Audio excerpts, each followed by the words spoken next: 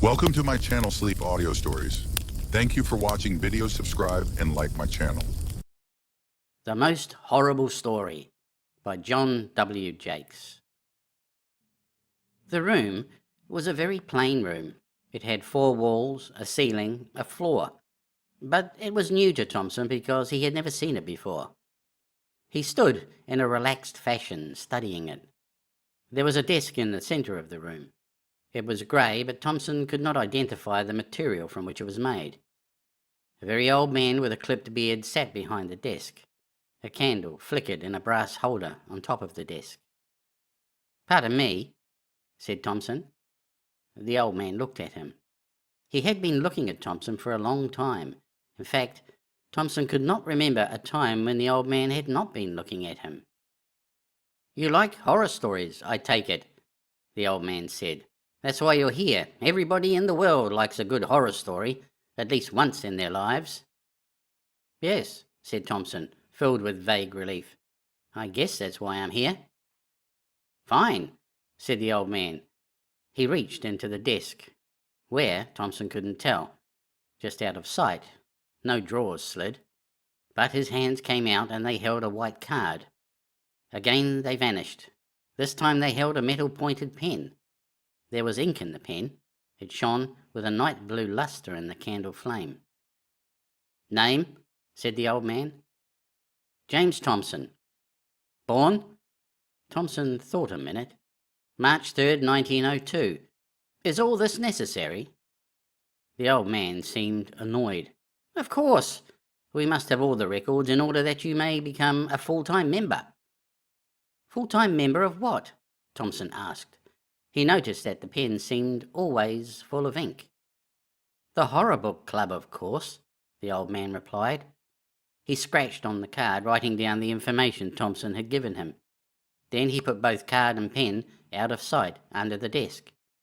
His hands came back up, empty. "Everything has been taken care of," he said, smiling. "You've been admitted." "Is that right?" Thompson said aloud. He had begun to wonder whether membership in this club was exclusive. The candle kept on burning, but it stayed the same size. What kind of books do you have? I mean, could you let me have an idea of some of your titles? Dracula, Frankenstein, The Turn of the Screw, things like that?" The old man laughed again, this time like he was chiding a small and extremely foolish child. "Oh no, Mr. Thompson. We deal in actual stark horror. We never use second-rate products." The hands dipped down again. Thompson wondered if it was some kind of game. They came back up. They put a book on the desk. It was a thin book, roughly a foot square. It had a whitish cover. The old man's fingers rasped on the cover when he put it down on the desk. "Human skin," the old man said cheerfully. "Very good binding." Yes," said Thompson. He glanced at the cover. In square letters, the cover said "The Most Horrible Story in the World." Smaller type, down near the lower right-hand corner, said "James Thompson, January 3, 1953. "Why, that's today," Thompson said. The old man waved. "A formality. We always record on the books when a new member enters the club. Keeps the records straight." "Oh," Thompson said. "Do I just start reading?" The old man shook his head and got up. He took the book in one hand, the candle in the other. "I'll conduct you to one of our reading rooms. We provide special reading rooms for the use of our members." Thompson did not comment. He followed the old man. They went through an opening in the wall that he had not seen before, but it was in a dim corner, difficult to see clearly. They walked down a long hall. On each side of the hall were closed doors. The candle made shapes move on the walls. "What's that screaming?" Thompson asked, a bit puzzled. "It seems to come from behind these doors." "That's right," the old man said over his shoulder. "This is the Horror Book Club, you know. All of our members take an active interest in their reading. They participate. They get horrified. It's really a horrible book, you know." "Is it?" Thompson felt a slight tingle of expectancy run along his back. He felt somewhat masochistic at the moment. A new thought struck him. "Is that the only book you carry?" "Yes," said the old man. "We've had many editions made. It's the most horrible story in the world, you understand. The most horrible one ever conceived. That's why all our members read it." The hall seemed to stretch on endlessly. Doors marched by, screams faded, new screams took their place. "How late are you open?" Thompson asked. "I stay here all the time," the old man said. "Members are always coming in. They usually stay for a long time. The book is irresistible." "Must be," Thompson said. Finally they came to a door. The old man stopped. He seemed to pull at the door and it opened, although there was no handle on it. He motioned Thompson inside. The reading room had one chair and one table. An unlit candle stood on the table. The old man applied flame from his candle. "Severe," he said, indicating the room, "but functional. All you really need to enjoy a good horror story." "Well, thanks," Thompson stammered. The old man put the book down on the table. Is it customary to pay or tip?" Thompson said awkwardly. "Oh, no. The founders take care of that." Founders? Still alive, eh?" "Oh, certainly. Must like horror stories to set up a place like this." "They do," the old man assured him. "Well, I hope you like the book." He walked out and closed the door. Thompson said, "Well," a couple of times, saw that no one was listening, laughed foolishly and sat down on the chair. He picked up the book, feeling the tingle on his spine once more. He opened the book. He began to read. It was a very short story. He finished it almost immediately, and it certainly was horrible, almost too horrible. He closed the book and got up. His face felt very pale. He went to the door. He tried to open it. It would not open. "Old man!" he yelled. "Old man! Old man!" He was so insistent in his yelling that he did not stop to think about the other screaming out in the hall. He expected the old man to come, and he did. The old man's voice said through the door, "Yes?" "I don't like this book," Thompson said. The old man said nothing. "And the door's locked. I want to leave." "You can't." "What do you mean I can't? What kind of place is this anyway?" His tone was threatening, belligerent, and weak. "You're a member now." It was very final. Thompson felt that the old man was gone. He shouted, "Old man! Old man!" There was no answer. He went back to the table. His stomach seemed to be gone. He opened the book. He read the story again. He couldn't help reading it. It had a kind of fascination. He began to see the true horror in the tale. When he had reread it for the 5th time, he started to scream. Everybody else screamed. Why shouldn't he? After all, he was in the mood. His stomach felt icy. The candle kept on burning, but it stayed the same size. His eyes showed a glazed expression of madness as the full import of what he had just read registered on his mind. And then he screamed and screamed. He alternated between periods of screaming and reading, and each time he read the book, it became more horrible. The infinity of horrible horror was something too vast to contemplate. He felt no need for food or water or sleep. The story was so horrible. Thompson stopped screaming again and opened the book, perhaps for the 1000th time. He anticipated it now, anticipated the screaming it would cause. The candle kept on burning. Thompson read the story from the book of skin with his name on it. He read it rapidly. It was a very short story. You're dead. The Man Who Was Not Afraid by Hal Oren Cummins. 4 young men sat around a table one winter's night in an old New England country house. Their host, Richard Churchill, was a civil engineer who had inherited some property including this old estate, from an aunt, and he was giving a little winter stag party to 3 of his old college friends. On the table was a steaming punch bowl, and scattered about were pipes, tobacco, and cigars. The conversation touched lightly on various subjects: the struggle in the islands, the coming great presidential contest, and other current events. Captain Van Patten, a West Point graduate, who had done some things worthy of mention, and won the bars on his shoulder straps at San Juan Hill, had just made a statement regarding the courage of a recent great naval commander. You may talk about the courage that prompts men to do bold deeds in the bright sunshine, with hundreds of men cheering and fighting beside them. But the man who has the real courage is the one who, on a dark night like this, dares to walk by himself into a lonely graveyard and sit on a newly made grave. It was the host who had spoken, but as he had had the reputation at college of being afraid of the dark, there was a general laugh at his expense. "That," said one of the other young men, who was a doctor, and so accustomed to gruesome sights, "doesn't require much courage.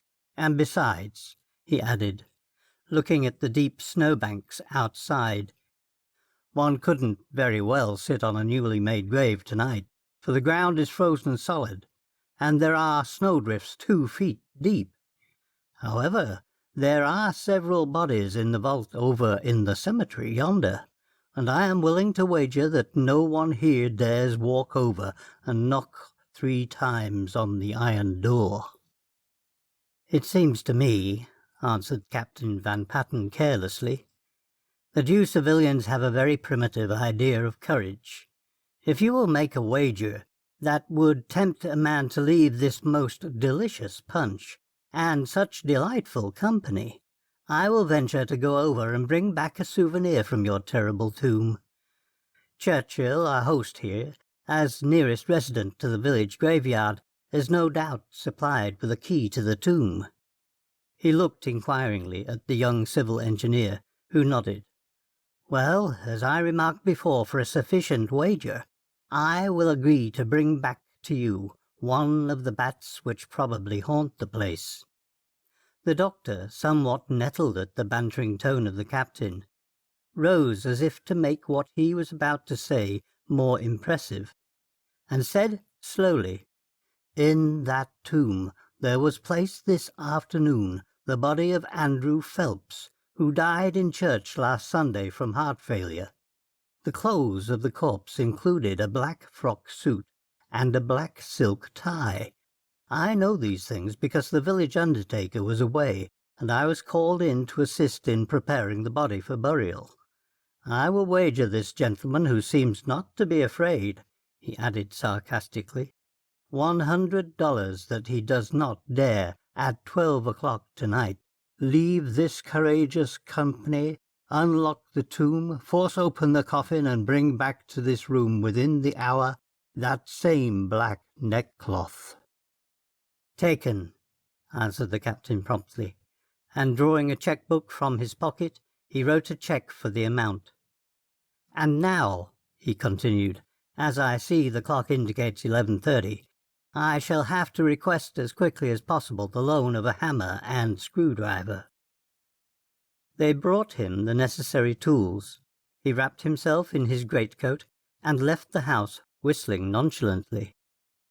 "I didn't tell him which was the squire's coffin," said the doctor after Van Patten had left. "It might give even his iron nerves a shock if he opened the coffin in which they buried the remains of the tramp who was run over on the Central last week and was picked up in pieces in a basket, all except the head, which was never found." Van Patten trudged along through the snow toward the tomb. He wasn't a timid young man in any sense of the word, and the present excursion was nothing but a little adventure, which he could work up with frequent tellings into a good after-dinner story. "Rather nasty night," he muttered to himself as he turned in at the cemetery gate. There was not a star in sight, and the sky was full of great threatening black clouds which probably meant snow before morning. He unlocked the tomb and stepped inside, but it was some time before he could make out in the inky darkness where what he was seeking lay. There were 3 wooden boxes resting on iron bars set into the cement walls. All were of about the same length, and there was nothing by which to distinguish one from the other as he felt them over. "It's a wonder he wouldn't have told me there was a party of them here. How's a man to know who's who?" said the captain to himself, and he gave a slight shiver. "Well, here goes for luck anyway." And he began to unscrew the lid from the nearest coffin box. After some 10 minutes' work, he had the wooden cover off and tried to pry the coffin open. The thing gave way at last, and he thrust his hand in and groped about the neck of the body, feeling for the tie. His hand met only a mass of lace and ribbons, and to his dismay he discovered that the corpse was that of a woman. He hurriedly replaced the cover, screwed on the lid again, and wiped the sweat from his brow. There was not a sound in the vault save a thud now and then, when a piece of the ceiling, loosened by frost, fell to the floor, or struck on one of the wooden boxes. The humour of the situation was all gone now, and he was trembling as he began to work on the second box. Every few minutes his shaking hands slipped, and the screwdriver would jam against the box with a dull, echoing thud. In his feverish haste he tried to turn the heavy screws with his bare fingers, but the rough edges cut him cruelly, and the box was soon splashed with blood. He did not feel the pain, however, and only worked the faster. He loosened but did not wholly remove the lid of the box, and then reached down to pry off the coffin cover, but he found that it was not fastened. He thrust his hand in, and felt again for the throat, but to his horror there was no throat there. He passed his hand up higher, and felt for the face, and there was only a little bunch of frozen flowers. "You're losing your head, Pat," he said to himself, but his voice was hollow, and echoed strangely in that gruesome shut-in place. He reached farther down and felt along the arm. He gave a little pull on the hand, and it came off at the wrist. Thoroughly unmanned, he threw the thing on the floor and ran shrieking from the tomb. Once outside again, the cold air brought him back to himself a little, but he could feel the touch of those icy fingers on his trembling hand. He was partly dazed, and could not reason rightly. The long strain had been too much for him, but one thought remained uppermost in his mind. He must get that black silk neckcloth from the man whose coffin still remained unopened. He forced himself back into the tomb, but his heart fluttered strangely as he knelt beside the last box. He did not stop to remove the screws, but drove the hammer under the cover, and twisted and wrenched the boards off furiously. The coffin lid withstood his efforts for some time, for the fastenings were strong, but at last they too gave way. He reached down for the throat again, dreading lest he should find some new horror. His hand touched a moist face, and the man in the coffin stirred and groaned. "Lie still, damn you!" he shrieked, and seized the man brutally by the throat. A hand, cold and clammy, clutched his feebly. "Let go!" he screamed with another curse, and struck the face angrily with his hand. He tore the neckcloth, collar and all from the man's throat, and started to turn away, when a low voice came from the coffin. With a laugh that was not nice to hear, Van Patten staggered across the vault. As he neared the door, his head struck against one of the iron coffin supports, and he fell heavily to the ground.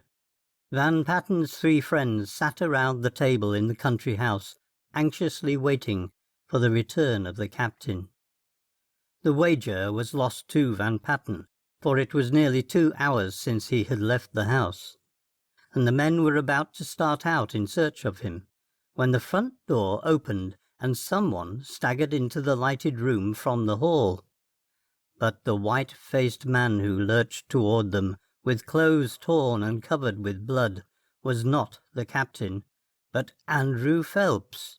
He talked wildly and incoherently, but they gathered from his ravings that he had been rescued from a living grave by someone who had immediately set upon him like a madman. Leaving the doctor with him, the other two men started out in search of the missing captain. They did not find him on the road leading to the cemetery, but when they neared the vault, they found the door half opened, while the sound of maniacal singing came out through the night. They pushed the door wide open, and there by the dim light of the lanterns a strange sight shocked their gaze. 2 of the coffins were broken open. One was empty, but partially in the other, and partly scattered about the tomb, as if thrown as a child tosses its playthings, were some ghastly things, the sight of which made young Churchill sick and faint. On the edge of the coffin in which the body of the tramp had been placed sat Van Patten. He did not look up as they entered. They brought the light close to his face, but he only leered vacantly at them and continued singing. In one hand he held something on which he was trying to fit his fur glove, and at his feet lay a torn black neckcloth. The Left Eye, by Henry S. Whitehead. Pierre Godard was a French-Canadian by descent, whose grandfather had departed the purlieus of Montreal for the good of his miserable hide in the days of Riel's rebellion, and settled in that indefinite area of scanty-soiled farmland along the western shore of Lake Champlain, between Keysville and Plattsburgh. The degenerate stock of the Godards, long impoverished since the era of its plebeian origins in France, did not recover in the descendants of the original fugitive. Pierre, the grandson, combined in his make-up the native cussedness of the lower-class Canuck with the skinflint qualities which his lifelong residence among the narrow-minded yokels with whom he consorted had readily imparted. Shiftless, furtive, mean-souled, he eked out an existence on his few barren acres of poor land, which was endurable only because there was neither in his heredity nor his experience any better standard by which he could realize to the full the utter meanness of everything that conspired to make up his life's record. At 19, Pierre had married Katie Burton, a flat-chested, sallow-faced slattern of his own age.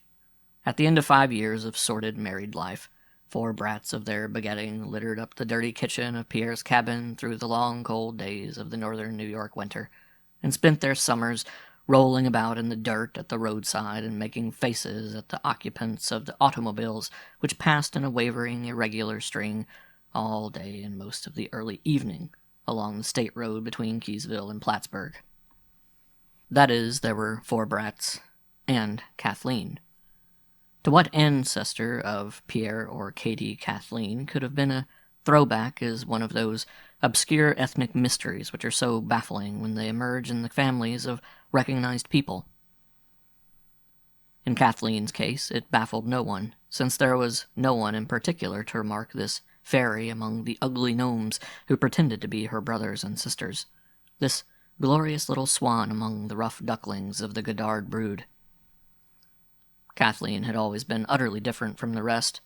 By the time she was 6 or 7, her positive characteristics were already strongly developed.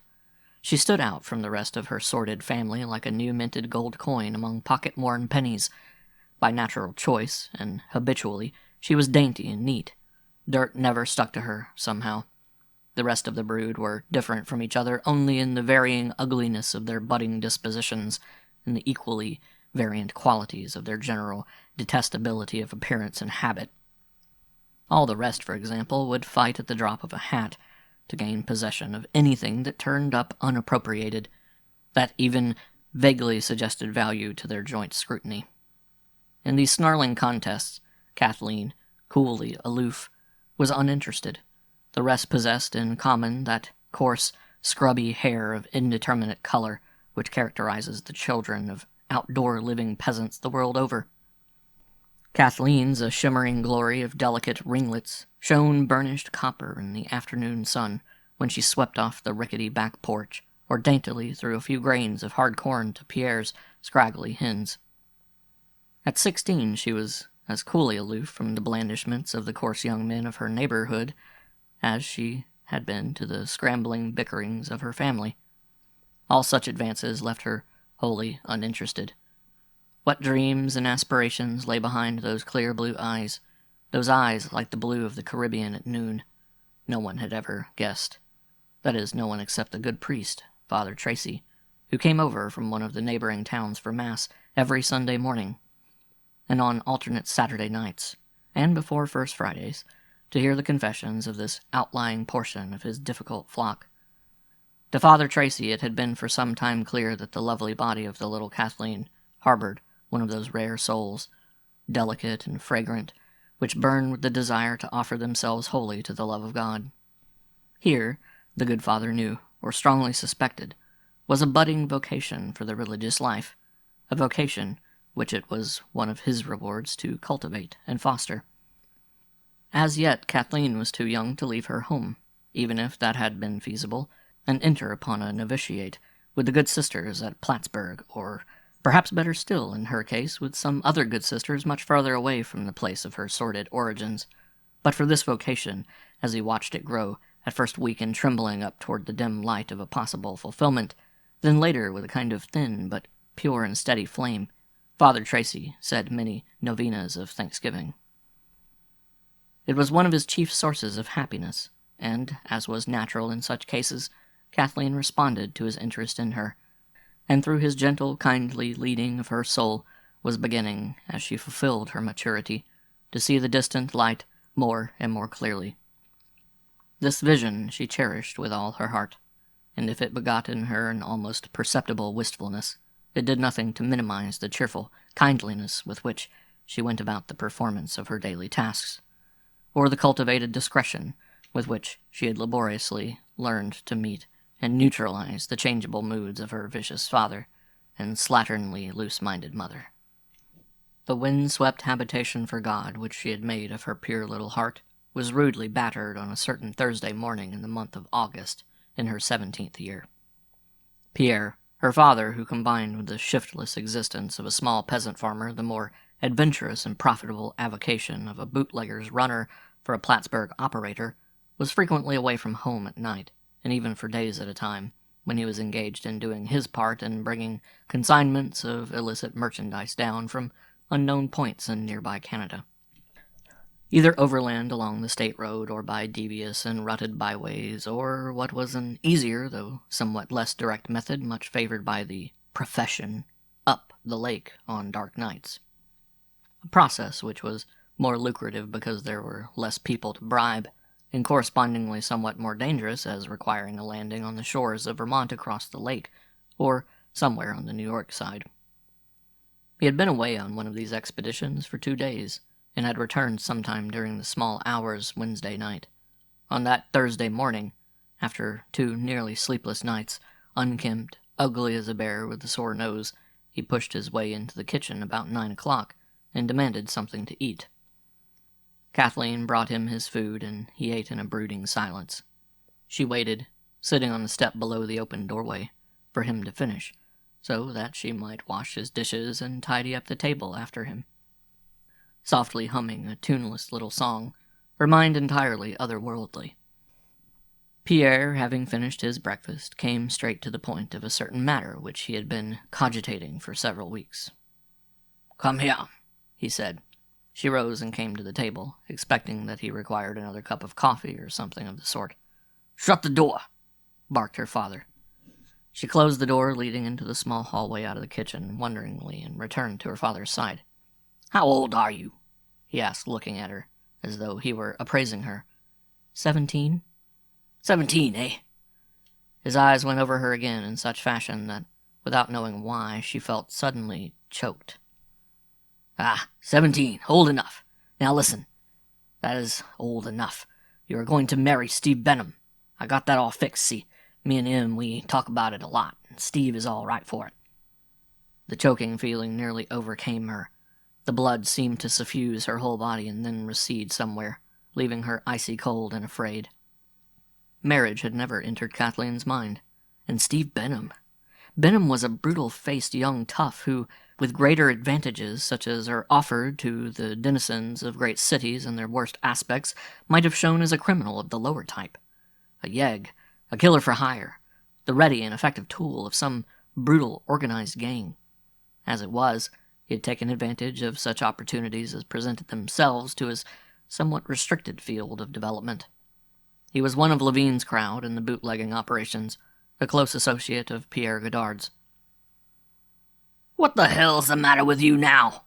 roared Pierre, curbing his voice slightly in view of his desire for secrecy.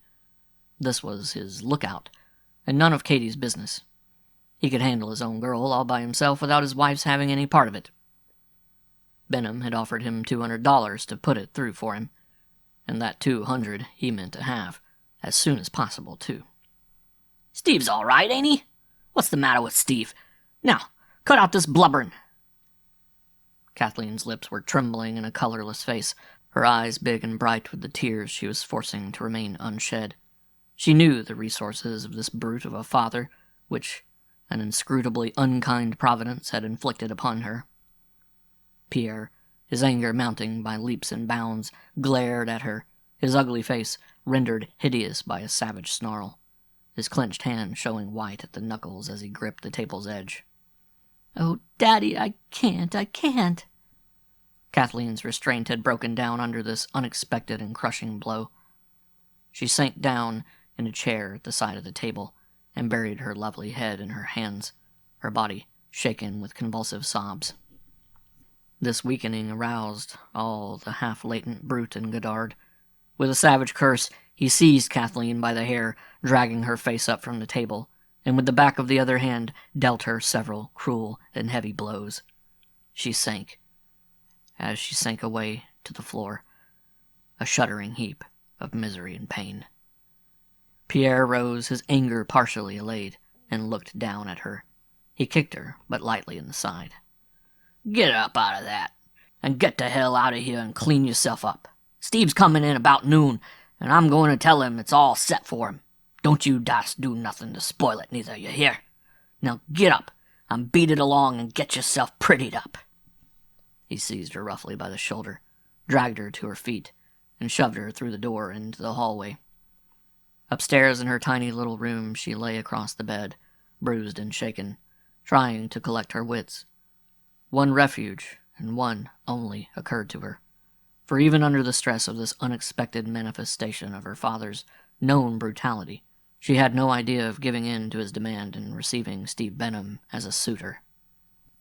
Trembling, shaken in every fiber of her delicate body, but with her almost unformulated resolve burning within her like a bright, strong flame, she dragged herself resolutely to her feet and began painfully to change her clothes. She had decided to go to Father Tracy for protection. An hour later, very softly, she crept downstairs. It was past 10 o'clock, and she would have to manage to elude her mother. Her brothers and sister had not been about the house, she remembered, since their breakfast time. Her mother would be below. She had been out in the chicken yard when her father had come into the kitchen for his breakfast. He had gone out immediately after she had come upstairs, probably to report progress to Benham. She shuddered and crept down the stairs like a mouse. She could hear her mother aimlessly pottering about in the kitchen. She slipped out of the seldom-used front door and out to the gate and along the road. As she turned the first corner, she met her sister, Eunice, walking beside one of the town boys. "Where are you going all dressed up?" inquired Eunice, her pert face alive with interest in this unexpected apparition of Kathleen in her best dress and Sunday hat. Kathleen bit her lip. This was a wholly unexpected and entirely unavoidable misfortune. She was utterly unused to deceit. The truth was her only resource. "I have to go over to Villanova to see Father Tracy," she replied simply. Eunice's eyes opened wide in astonishment. She said nothing, and Kathleen, walking as rapidly as she could, passed the couple and continued on her way. It was not until noon that Eunice arrived home, and Kathleen, with 2 hours' start, could not be overtaken. Godard, on hearing of his daughter's destination, was, for the time being, nonplussed. He would have to think this over. It was a wholly unexpected move on Kathleen's part. Cursing her in his black heart, he betook himself, accompanied by a fresh bottle of Levine's commodity, to the barn, and spent the afternoon in consultation with the bottle. About 5 o'clock, having had a brief nap, and awaking in an uglier mood than ever, he came back to the house for another bottle, and with that he disappeared until dark. He did not come into the house for his supper, and to the summons of his son Ernest he replied only with such fervent curses that Ernest, edified, returned to the house to warn the rest of the family to leave the old man alone. About 10 o'clock alone, he set out in his Ford car. The family heard him go, but this meant nothing to them. They were used to his blind rages and to his goings and comings at all hours. Exercising that kind of low cunning which he had inherited from his disreputable ancestors, and which had served him well in his many evasions of the officers of the law of the state of New York, he did not drive through the neighboring small village where Kathleen had met her sister walking, but took a devious way through obscure mountain roads to Villanova, the larger town which lay several miles inland from the lake shore and where Father Tracy lived. He left his Ford several rods up a wood road at the foot of a mountain, near the edge of the town, and threaded his way through the more obscure streets in the direction of the rectory. Very few people were abroad, but when he arrived at the edge of the backyard of the parochial residence, he observed with a certain satisfaction that the house was lighted in what he supposed to be the pastor's study on the first floor. He had brought the automatic pistol which always accompanied his professional journeys over the Canadian border, but his ride in the pure Adirondack night air and the necessity for concentration in driving over the rough mountain roads had dissipated the effects of the 2 bottles of cut whiskey which he had consumed, to the degree that, as he approached the house with murder in his black heart, he did so with all the native cunning he possessed keyed to the last notch, and indeed in a state of almost preternatural caution. But within him, unleashed, burned the evil fires of rage, disappointment, and hatred against his daughter and this good priest, which had seared and hardened his evil soul to the point where he would stop at nothing. Under the stress of this stimulation, he decided suddenly not to use the pistol, and he looked about the yard for a suitable weapon. The devil placed one to his hand. There, near the back porch, lay an ideal club, a section of thin gas pipe left that very day by the local plumber who had fitted a new section to the hand pump which supplied the kitchen. He picked up the pipe, which was about 2 feet in length, and balanced it in his hand, a devilish grin contorting his bleared features. Very softly he approached the house on the side which lay in shadow, and took his stand under the lighted study window. Cautiously he raised himself to a level with the lower edge of the window, and peered through the transverse aperture left by an imperfectly pulled-down shade. Kathleen sat with her back to him, within 2 feet of the open window. On the other side of the table sat the priest. Kathleen was speaking. He craned his neck to listen, his teeth now unconsciously bared. "I think it would be better for me to go to the convent out there in the west, Father," she was saying. "For as you say, the farther away I go, the safer I would feel." The priest made some reply, of acquiescence and approval, unintelligible to Godard, who was now busily engaged in removing, with the delicate touch of a repairer of watches, the fasteners from the wire screen which separated him from his prey.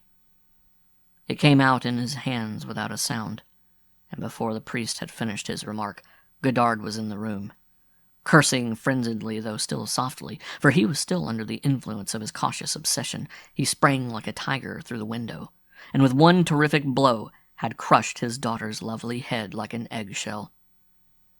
Father Tracy, overcome with horror and momentarily helpless in the face of this berserk attack out of the calm mediocrity of his side yard, was the next victim. With unspeakable blasphemies on his crusted lips, foam in the corners of his mouth, Godard was upon him, and the iron bar fell again and again, until all human semblance was gone in a heap of huddled pulp on the rapidly crimsoning floor of his quiet study, was all that remained mortal of the kindly priest of God. Then, shivering under the fearful reaction of his holocaust, Godard, exercising the last remaining power of the stimulation of his low cunning, blew out the lamp, and as silently as a shadow, slipped out through the open window onto the grass beneath. He turned back along the shadow of the house, but before he had reached the open yard behind, he bethought him abruptly of the detached wire screen which he had left leaning against the side of the house. He returned, cat-like, and busied himself with refastening it.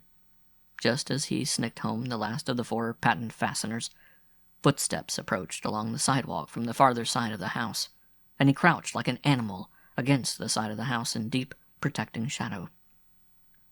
The footsteps, accompanied by 2 unconstrained voices and punctuated by raucous laughs, continued past the house. Godard held his breath until it seemed to burn within his breast, and furtively, cat-like, watched with unwinking small eyes the 2 uncertainly outlined figures pass the house. At last they were gone, and noiselessly he slipped again along the side of the house in the protecting shadow, and disappeared in the tangle of weeds at the end of the yard. Again, by back streets, he threaded his way tortuously toward the mountain road where he had concealed his car. As he stepped cautiously out onto the main road which led into the village of Villanova, he almost ran into 2 large men who were standing, smoking silently, at the roadside. Involuntarily he stopped, and the 2 turned toward him. A blinding flash dazzled his eyes as one of the men turned the gleam of an electric flashlight in the direction of the furtive shape which had broken in upon their meditation. At once Godard was recognized. It was the 2 men who had passed the rectory while he was replacing the wire screen in the window. Both hailed him by name. "What you a doing way out here this time of night, Pierre?" came the full bass of Martin Delaney. "Gosh almighty, thought you was a ghost or something." It was the squeaky voice of Louis Legrand. Shaking in abject terror, the stimulation of his bloodlust entirely dissipated and no longer supporting him, Pierre Godard could only stand, his knees shaking and knocking, and goggle back at his interlocutors. At last, after the passage of several moments, and a new look, one of curiosity, had implanted itself on the faces of the 2 countrymen, Godard managed to gasp in a dry, throaty voice, not at all like his own, something about a piece of business here in Villanova.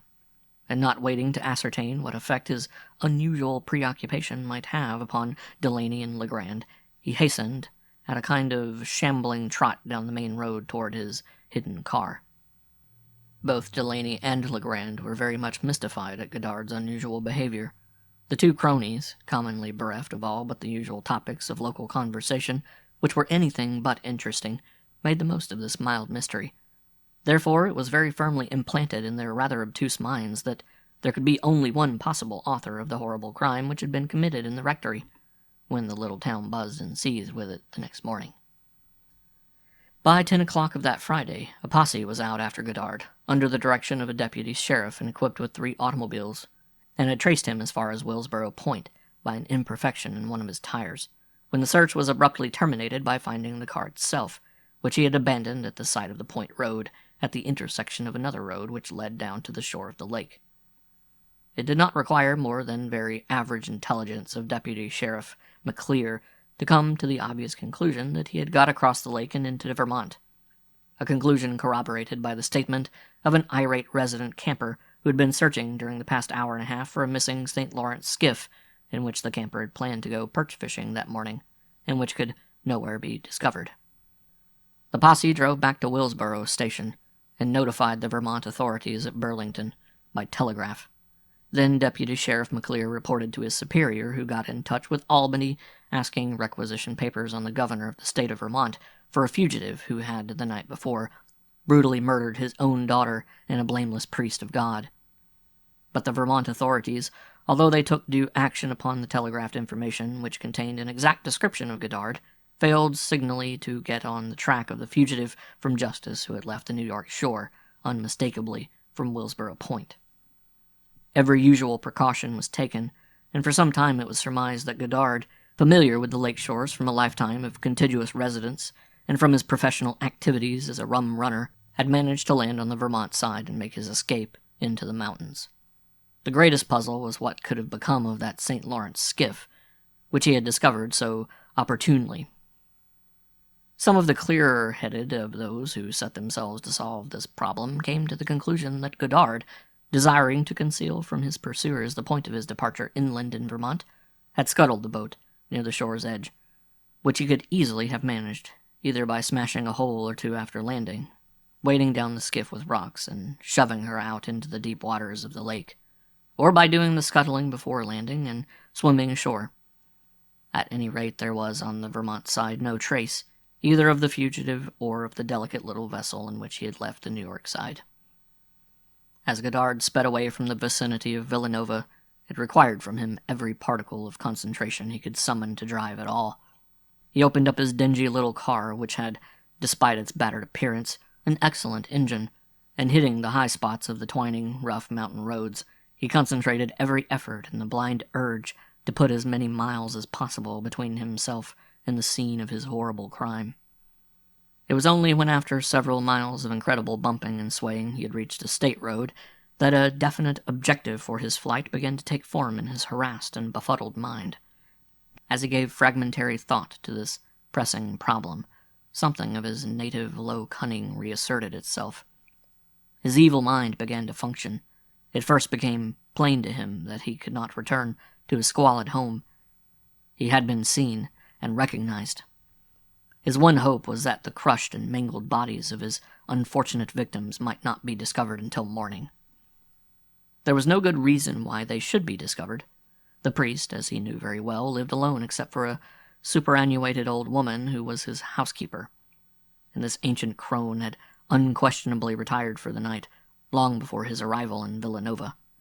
Being ancient and decrepit, she could be trusted to sleep through everything until morning. Barring a night call for Father Tracy, the chances were excellent that the bodies would not be discovered until sometime the next morning. It was now a little after midnight. It would be light around 4 o'clock. He had something like 4 hours to work in. He speeded up the car along the lake shore southward. He would go up the lake, as the southerly direction, for some inexplicable reason, was called locally, away from Canada. Canada had been his first lucid thought, but that, as he reasoned cunningly, would necessitate a wider detour, or else passing through Plattsburgh, and he wished to risk neither the loss of time nor the dash through a good-sized city, even at 1 o'clock in the morning. Therefore he turned south, in the direction of Essex. As he neared Willsboro, the town just north of Essex, a brand new idea occurred to him. By abandoning his car somewhere hereabouts, he could get an earlier start for crossing the lake into Vermont.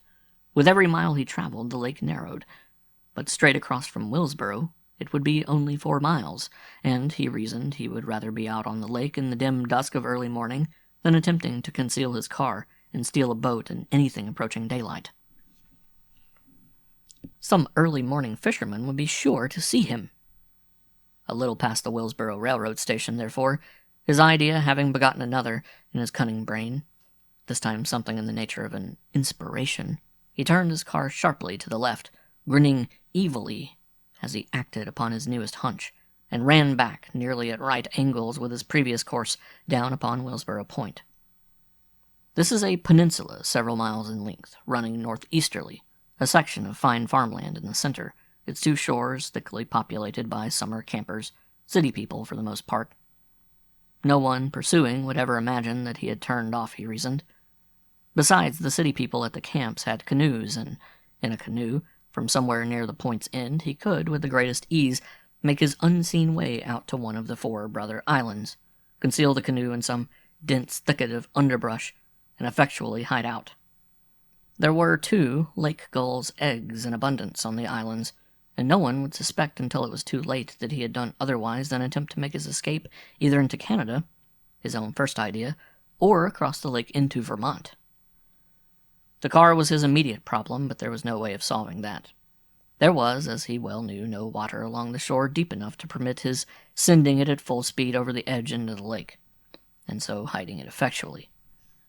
He left it directly in the road and slunk down to the lake shore at his right in search of a canoe. His luck held. At the very first camp he reached, he found not only canoes, but a St. Lawrence skiff, a staunch type of boat, round-bottomed, sharp-nosed at both ends, a boat capable, like a canoe, of being managed with a light paddle, but although equally fast, infinitely stauncher and less dangerous than any canoe. Silently he launched out into the lake, and with swift yet noiseless paddle strokes shot his stolen skiff out into the blackness in the direction of the four brothers. These islands, les Isles des Quatre Vents of the voyageurs, are old haunts of the lake smugglers. They lie from the viewpoint of one approaching them directly from the point shore, in the order of a mouth, nose, and two eyes, roughly speaking. The nearest, called the Mouth, was sighted after a few minutes of vigorous paddling by Godard, who passed it to the right or southerly direction. It had upon it a cabin, former residence of the keeper of the gulls, which are protected by state law. Godard was not looking for the comforts of cabins. He passed the Nose, a low-lying, swampy island, and paddled on to the island which would correspond to the left eye. This, the most rarely visited of the islands infested with gulls, presents, like its fellow eye, a precipitous shore all around, and is heavily forested with evergreen and thick virgin underbrush. Guided precisely by the noise of the gulls, which are constantly bickering, and then by his own keen eyesight, Godard carefully navigated the little island, finally landing and drawing the skiff into a tiny bay which was little more than a cleft in the guano-covered rocks. He concealed the skiff, despite the darkness, with immense cleverness, and began the difficult ascent of the cliff.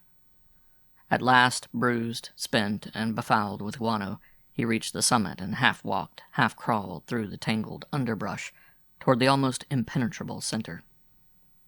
In his ascent, he had disturbed countless nesting gulls, and their din, to his strained and tautened nerves, was distracting, but the increased noise did not trouble him. The gulls were always at it, day and night, and such an increase would not be heard a mile and a half away on the sleeping point. It was, curiously enough, the spider-webs that really annoyed him. Undisturbed for centuries, these midnight spinners had worked and spun and plundered the air without hindrance. As Godard pushed his precipitous way up the rocks and then again through the almost impenetrable underbrush, he was constantly brushing away long, clinging webs, which crossed and recrossed before his face and neck, and about his scratched and bleeding hands and wrists. As he penetrated farther and farther toward the slightly conical center of the little island, it seemed to him that both the restraining pressure and the clinging tenacity of the webs were on the increase, but his native wit assured him that this impression was due to his fatigue and the reaction from the enormous amount of bad whiskey he had imbibed during the afternoon. He was indeed in the very depths of reactive depression. He cursed softly and bitterly, with a despairing note of self-pity as the webs, ever thicker and stronger as it seemed, appeared almost to reach out after him, to bar his way to effectual concealment. At last, trembling in every limb, the salt sweat running into his parched mouth, shaking and weak, he observed that he was stepping slightly downhill. His progress since leaving the upper edge of the cliff had been slightly ascending. He had reached the approximate center of the island. Warily he paused, and almost sobbing out his bitter curses, tore fretfully, with trembling fingers, at a great mass of thick, silky web that had attached itself to his mouth. As he looked about him through the darkness, and felt with his hands for a comparatively level place on which to sit down, he almost shrieked. He had put his hand down on something feathery, soft, and yielding to the touch. He looked, horrified, at the ground. Gibbering in mortal terror, he drew a box of matches from his pocket, and cupping his hands cautiously drew one across the side of the box. The flare of the safety match revealed something white. He looked closer, stooping near the ground and carefully guarding the flame of his match, and he saw that it was the body of a gull. Something, he thought, something that seemed as big as his two fists, scampered away through the underbrush, awkwardly, a lumpish kind of thing, a mink or weasel, his reason reassured him. The match went out, burning his fingers, and a pall of sudden blackness fell upon him. Terrified, less moved with the caution of a lifelong habitude for concealment, now he struck another match and examined the gull by its yellow flare. From the bird's throat ran two thin streams of blood. The blood stained his hands as he picked it up. The gull was warm, living. It struggled sinuously, faintly, in his hands. All about it, about its head and about its legs, and pinning its powerful wings close to its side, ran great silken swaths of spider's web. The gull muttered, squeakingly, and writhed weakly between his hands. With a scream he could not suppress, he hurled it from him and attempted to rush away from this place of horror. But now, weakened by his exertions, his forces sapped by long debauchery, his nerves jangling from the terrific stress he had put upon them that night, he could not run. All about him the underbrush closed in. It seemed to him as though bent malignantly upon imprisoning him here among these nameless, silent, spinning demons which had destroyed the gull. He had hurled his matches away with that same flinging motion begotten of his horror. It was utterly impossible to recover them now. The thick blackness had closed down upon him, again at the burning out of the second match. He could feel the blood suffuse his entire body, and then recede, leaving him cold. He shivered, as he suddenly felt the sweat cold against his sodden body. Chill after chill raced down his spine. He whimpered and called suddenly upon God, the forgotten God of his erratic childhood.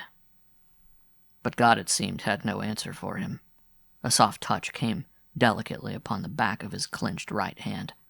Something soft, clinging and silky, passed around it. Suddenly he shrieked again, and spasmodically tore his hand loose. But even as he struggled to free his hand, a terrible pain seared his leg, a pain as though he had stepped under water upon a stingray, a pain as though a red-hot poniard had been thrust far into his calf, and then something soft and clinging fell upon his head, and he could feel the thick strands of silk being woven remorselessly through his hair and about his ears.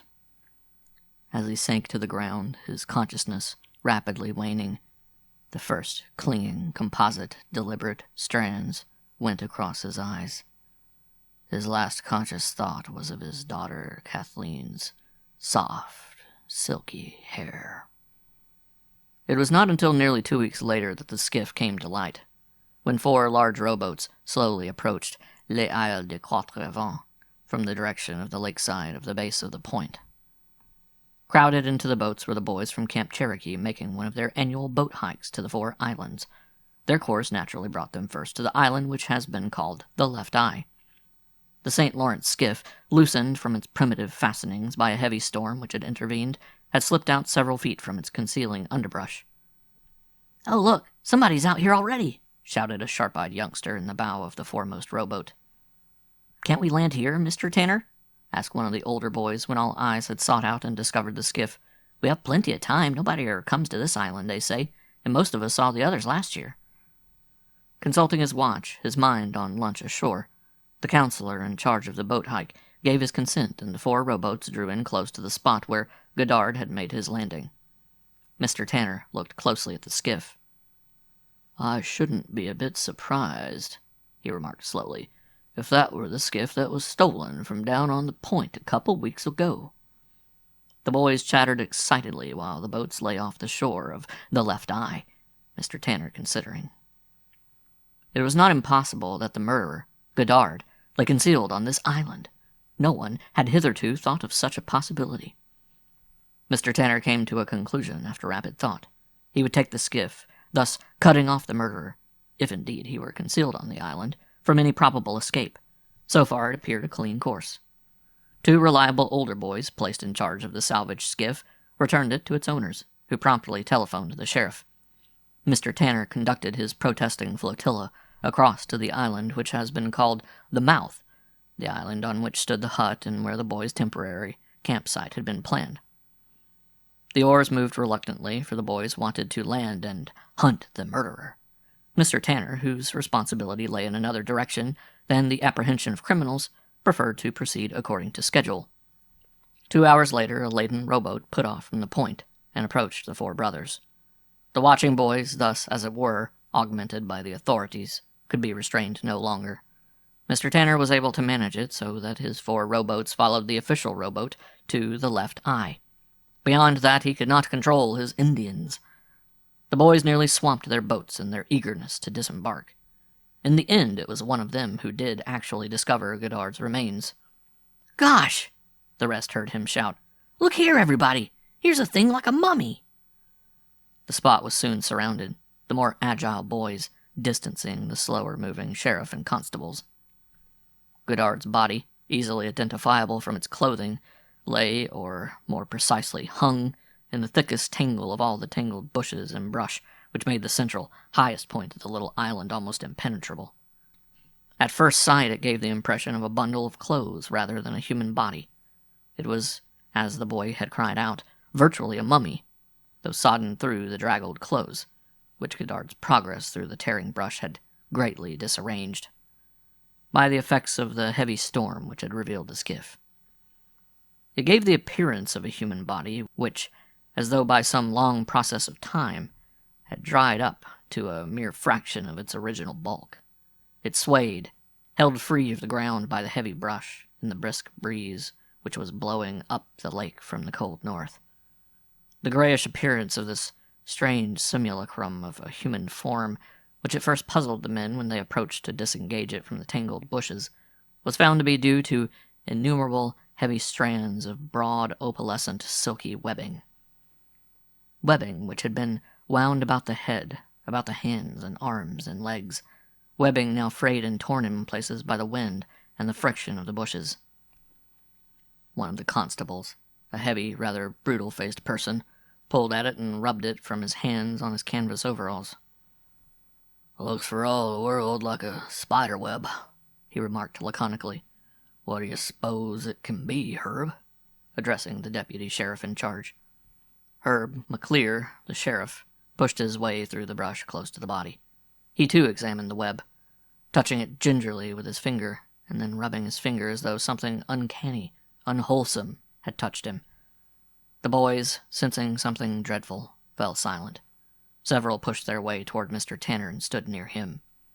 McClear, pale now, stooped and seemed to be looking at something near the ground. "Give me that stick," he ordered. One of the constables handed him what he demanded, and with it the sheriff poked at something on the ground. Their curiosity overcoming the general sense of something queer about the whole proceeding, several of the boys and 2 of the constables shouldered through the brush toward the sheriff, now digging with his stick, his face red again from stooping and his exertions. Those standing nearest observed that the sheriff was enlarging a hole that ran into the ground near the heavy root of one of the bushes, a hole about which were heavy warps of the same gray shimmering web. The stick broke through a soft spot and sank far into the enlarged hole. "My God," they heard the sheriff say. He played delicately with the stick, as though working at something that the ground obscured. He twisted and worked it about in the hole. At last he drew it up, still carefully, gingerly, and on its end, transfixed, there came into the light of that morning a huge, frightful, maimed thing of satiny, loathsome black, like the fur of a bat, with glowing salmon-colored striping showing upon its hunched back. A spider as large as a prize peach, with great waving, now ineffective, metal-like mandibles. They saw its little burning eyes like harsh diamonds gleam once before the sheriff, holding it on the ground with his stick, set his foot on the dreadful thing. The wind blew cold from the north as the men in a tight knot half-dragged, half-carried the meager body of Pierre Godard hastily out through the retarding brush in silence, while a subdued and silent group of boys, closely gathered about their white-faced counselor, hurried down the declivity toward the edge of the cliff, below which they could see their boats floating down there in the clean water. The gallows. Tomorrow morning, at sunrise, I am to hang for the murder of a man. At sunrise on the 9th of June, the anniversary of my wedding day, I am to be hanged by the neck until I am dead. I am glad this state has not yet adopted the use of electricity in executions. I prefer to spend the last moments out in the open under the sky. The building of the gallows is finished. The workmen are gone, and it seems that the execution at sunrise is certain to take place, but every step along the corridor sends my heart into my mouth. Gladys is working for reprieve. I am praying she will not succeed. The governor is off on a fishing trip, away from railroad and telegraph. If they do not locate him in the next few hours, I shall be hanged. God grant they fail to find him. It is Gladys' will against mine. She usually wins, but every passing minute lessens her chance to have her way in this. It is now 10 minutes to 9. Dr. Brander, the prison chaplain, has just left me, gratified, poor fellow, that he has succeeded in reconciling me to my fate. If he had known that the tall skeleton of wood outside, with its lank line of rope, was in my mind a refuge, he would have turned from me in horror. The next 5 hours will be the longest of my life. Every step in the corridor strikes fear into my heart. It is not because I am guilty of the crime for which I am sentenced that I am glad to die for. I am guilty, but that doesn't mean that I deserve to die. I am going to hang tomorrow at sunrise because I want to be hung. I could have saved myself, but refused to do so, solely because life had lost its savor. A great wave of disgust with the living possessed me and still possesses me. I am writing these words now that Gladys may know the truth. She has tried to see me ever since I was brought here, and I have refused to be seen. That is one right a condemned man has, to refuse to see visitors. From the day we were married, Gladys demanded to know my every thought, my every act, every hour of the day. If every one of them was not concerned with her, she criticized, condemned, or cried. She resented in bitterly spoken words and equally bitter acts the small recesses of my soul that I, for the sake of my own self-respect, kept to myself. Finally, she determined to show me that there were other men who appreciated her if I did not. For a while, after that, all hours of the day and evening my wife was infested with the lounge lizards. I endured it without a word, which infuriated her. Lester Crane, a young fellow, honest and simple, was her first victim. The first time I found him seated close beside her on the dimly lit porch, I welcomed him warmly. We smoked and talked of our days in the army together. I felt that Gladys could safely enough flirt with such as Lester, if that is what she wanted, but Lester only called a few times after that. For 2 months there was a succession of young fellows about the place. Our house was not far from the Westmore Country Club, and the golf links came almost up to our side yard. Our porch was a convenient place to drop in. Suddenly all that sort of thing ceased. Gladys was away a good deal, but as her mother lived in a town just a few miles away, I thought nothing of that. She became very quiet, was thoughtful, absent-minded, flushed easily, seemed not herself. At first I was a good deal puzzled. Then, suddenly, an explanation for the change in her dawned on me. Joy filled my soul. I was inordinately gentle with her, bought her a small automobile for her birthday, did everything I could think of for her comfort and pleasure. After all, I told myself, the emotional phase she had just passed through was natural.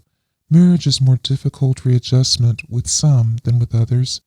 It had evidently been so with Gladys. If a child came to us, it would make everything right. A child, our child, it was wonderful to think of. She had always refused to consider the subject, saying she wished to enjoy life while she was young.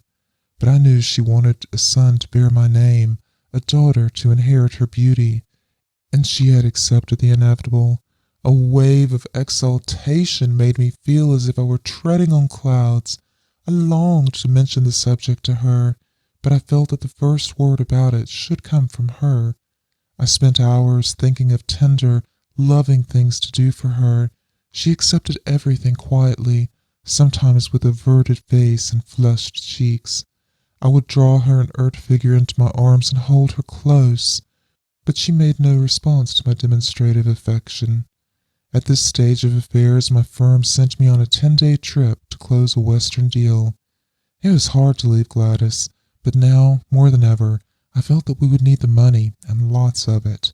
We arranged for Gladys to go to her mother's, and I was to join her there on my return. It's the same old story. I came home before I was expected, and went straight to our cottage with intention of having Gladys' room redecorated before bringing her home. At the gate stood Gladys' car. I rushed into the house, but there was no one on the lower floor, nor in Gladys' room, nor mine. I was about to descend the stairs when I heard a low laugh, a man's laugh, from the 3rd floor. I dashed up there and stood gazing at the closed door of the spare room. "What's the idea of running away from me?" asked the man. "You can't blow hot and cold with me." "I told you not to come here. It's not safe." "I'm not afraid of that husband of yours. You're mine, and you're going to stay mine." I listened intently, but I could not recognize the man's voice. "Go now," pleaded Gladys, "and I'll come to your rooms this evening." "Not on your life. I'm here now, and I'm going to stay." "Let go of me. You're hurting my shoulder." There was a sound of scuffling. I tried the door. It was locked. I put my shoulder to it. The lock snapped. Gladys gave a cry, leaped away from the man, a man whom I had never seen before, the full-lipped, black-browed type, big, soft. As I took in the scene, the tousled woman, the flush-faced man, a great wave of disgust almost overwhelmed me. "Well," said the man sneeringly, "what are you going to do about it?" "If you take her away now and treat her right, nothing. And if I don't take her away, I'll meet that situation when it comes." "It has come," he said with a laugh, and walked out. I am tall, slender, delicate-looking, but I knew I was a match for that overfed brute. I listened to the clatter of his feet on the stairs. Then I followed him. The man was hastening toward a streetcar. I cranked Gladys' car and followed. It was easy to keep the streetcar in sight and to keep an eye on his sleek black head. He left the car at Hanson Street. I, without glancing toward him, kept on ahead. I turned at the corner, in time to see him enter an office building. I was not far behind when he took the elevator. The man in the elevator gave me the number of his office. He was telling a joke to his typist as I entered, but his laughter died when he saw me. "You dirty thief! You'll never cheat another man out of his money." His look of astonishment as I shouted these words was amusing. He tried to give blow for blow, but I meant what I said when I shouted at him. "I've come here to kill you." To choke the life out of an overfed beast is not so hard to an infuriated man. In less than a quarter of an hour, he was dead. The police for whom the typist had called filled the room even before I had straightened my disheveled clothing. I practically tried my own case, and I was skillful enough to make every word, apparently uttered in my own defense, sound black against me. Gladys tried to save me by telling the true story of the affair, but I made a picture of her as a devoted, self-sacrificing wife, willing to ruin even her spotless name to save her husband. I enjoyed seeing her cringe as I did this. So skillfully had she and the big brute managed that there was not a bit of evidence to substantiate her story. On the other hand, there was the typist's story to help me, and, too, it was known I had speculated in the past, and that I had lost some money.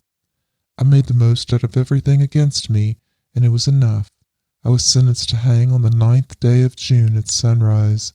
Gladys came to the jail to see me while the trial was going on, but I managed to act just as though my story were the true one, and hers the false. And though she pleaded with me to let the truth come out, I would not admit that the truth had not come out. The sentence was a terrible shock to her. Her mother carried her from the courtroom in a faint. Before she recovered, I was in prison. I shall welcome the hour of sunrise as I have never welcomed any moment of my life. Not until then will the fear of reprieve leave me. Gladys is moving heaven and earth to locate the governor. God grant that she does not succeed. It is 4:45.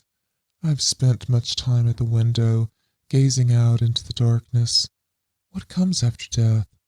That is the question, I suppose, that all men ask at the end of their life. I have never done so. It is a futile question, one which none of us can answer, but I believe there will be a surcease from the nausea that comes to those who have known disillusion and disappointment. 10 minutes of 5.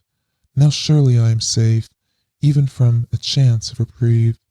Footsteps in the corridor. Is it my escort to the gallows, or what I fear most on earth? A statement by the warden of Larson Penitentiary. If Traylor had spent the brief period always allotted to a criminal for a few last words, his reprieve would have reached us in time for us to stay the execution. But he walked calmly, unfalteringly up to the gallows, and helped us, with steady hands, adjust the cap and ropes, and he was dead 2 minutes before the governor's message reached us. The Terrible Old Man by H.P. Lovecraft. It was the design of Angelo Ricci and Joe Zanuck and Manuel Silva to call on the terrible old man. This old man dwells all alone in a very ancient house on Water Street near the sea, and is reputed to be both exceedingly rich and exceedingly feeble, which forms a situation very attractive to men of the profession of Messrs. Ricci, Zanuck and Silva, for that profession was nothing less dignified than robbery. The inhabitants of Kingsport say and think many things about the terrible old man, which generally keep him safe from the attention of gentlemen like Mr. Ricci and his colleagues, despite the almost certain fact that he hides a fortune of indefinite magnitude somewhere about his musty and venerable abode. He is, in truth, a very strange person, believed to have been a captain of East India clipper ships in his day, so old that no one can remember when he was young, and so taciturn that few know his real name. Among the gnarled trees in the front yard of his aged and neglected place, he maintains a strange collection of large stones, oddly grouped and painted, so that they resemble the idols in some obscure Eastern temple. This collection frightens away most of the small boys who love to taunt the terrible old man about his long white hair and beard, or to break the small-paned windows of his dwelling with wicked missiles. But there are other things which frighten the older and more curious folk, who sometimes steal up to the house to peer in through the dusty panes. These folk say that on a table, in a bare room on the ground floor, are many peculiar bottles, in each a small piece of lead suspended pendulum-wise from a string, and they say that the terrible old man talks to these bottles, addressing them by such names as Jack, Scarface, Long Tom, Spanish Joe, Peters, and Mate Ellis, and that whenever he speaks to a bottle, the little lead pendulum within makes certain definite vibrations, as if in answer. Those who have watched the tall, lean, terrible old man in these peculiar conversations do not watch him again. But Angelo Ricci and Joe Zanuck and Manuel Silva were not of Kingsport blood. They were of that new and heterogeneous alien stock which lies outside the charmed circle of New England life and traditions, and they saw in the terrible old man merely a tottering, almost helpless grey beard, who could not walk without the aid of his knotted cane, and whose thin, weak hands shook pitifully. They were really quite sorry in their way for the lonely, unpopular old fellow, whom everybody shunned, and at whom all the dogs barked singularly. But business is business, and to a robber whose soul is in his profession, there is a lure and a challenge about a very old and very feeble man who has no account at the bank, and who pays for his few necessities at the village store with Spanish gold and silver minted 2 centuries ago. Messrs. Ricci, Zanuck and Silva selected the night of April 11th for their call. Mr. Ricci and Mr. Silva were to interview the poor old gentleman, whilst Mr. Zanuck waited for them and their presumable metallic burden with a covered motor car in Ship Street, by the gate in the tall rear wall of their host's grounds. Desire to avoid needless explanations in case of unexpected police intrusions prompted these plans for a quiet and unostentatious departure. As prearranged, The three adventurers started out separately in order to prevent any evil-minded suspicions afterward. Messrs. Ricky and Silver met in Water Street by the old man's front gate, and although they did not like the way the moon shone down upon the painted stones through the budding branches of the gnarled trees, they had more important things to think about than mere idle superstition. They feared it might be unpleasant work making the terrible old man loquacious concerning his hoarded gold and silver, for aged sea captains are notably stubborn and perverse. Still, he was very old and very feeble, and there were two visitors. Messrs. Ricky and Silver were experienced in the art of making unwilling persons voluble, and the screams of a weak and exceptionally venerable man can be easily muffled. So they moved up to the one lighted window and heard the terrible old man talking childishly to his bottles with pendulums. Then they donned masks and knocked politely at the weather-stained oaken door. Waiting seemed very long to Mr. Zanuck as he fidgeted restlessly in the covered motor car by the terrible old man's back gate in Ship Street. He was more than ordinarily tender-hearted, and he did not like the hideous screams he had heard in the ancient house just after the hour appointed for the deed. Had he not told his colleagues to be as gentle as possible with the pathetic old sea captain? Very nervously he watched that narrow oaken gate in the high and ivy-clad stone wall. Frequently he consulted his watch and wondered at the delay. Had the old man died before revealing where his treasure was hidden, and had a thorough search become necessary? Mr. Zanuck did not like to wait so long in the dark in such a place. Then he sensed a soft tread or tapping on the walk inside the gate, heard a gentle fumbling at the rusty latch, and saw the narrow, heavy door swing inward. And in the pallid glow of the single dim street lamp, he strained his eyes to see what his colleagues had brought out of that sinister house which loomed so close behind. But when he looked, he did not see what he had expected, for his colleagues were not there at all, but only the terrible old man leaning quietly on his knotted cane and smiling hideously. Mr. Zanuck had never before noticed the colour of that man's eyes. Now he saw that they were yellow. Little things make considerable excitement in little towns, which is the reason that Kingsport people talked all that spring and summer about the three unidentifiable bodies, horribly slashed as with many cutlasses and horribly mangled as by the tread of many cruel boot heels, which the tide washed in. And some people even spoke of things as trivial as the deserted motor car found in Ship Street, or certain especially inhuman cries, probably of a stray animal or migratory bird, heard in the night by wakeful citizens. But in this idle village gossip the terrible old man took no interest at all. He was by nature reserved, and when one is aged and feeble, one's reserve is doubly strong. Besides, so ancient a sea captain must have witnessed scores of things much more stirring in the far-off days of his unremembered youth.